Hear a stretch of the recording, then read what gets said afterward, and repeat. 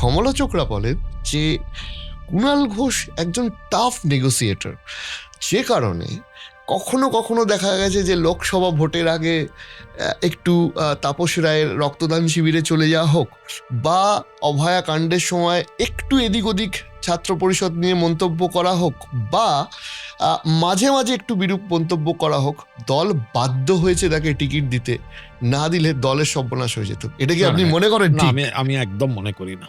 আর ওটা কারোর, আর আপনি যে টাফ নেগোসিয়েটর, এটাও কি আপনি মনে করেন? না, আমি একদম মনে করি না, একদম মনে করি না।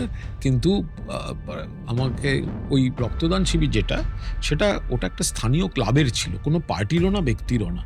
এবং যেহেতু তার আগেই সংশ্লিষ্ট ব্যক্তি দলবদল করেছেন, প্রত্যেক বছরই সবাই ওখানে যাওয়া হয়, ঘটনাচক্রে হয়ে গেছিল।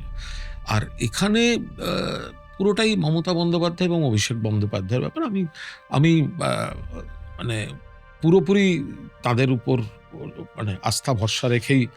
আর দিদি আমাকে যেহেতু এত অল্প বয়স থেকে চেনেন, আমার ভালোগুলোও জানেন, আমার দুষ্টুমিগুলোও জানেন, কিন্তু মানে আমি এসব করছি না। আমি একদম ডেডিকেটেড তৃণমূল কর্মী হিসেবে আমি গত কবছর পারফর্ম করে যাচ্ছি, 21 সাল থেকে টানা পারফর্ম করে যাচ্ছি।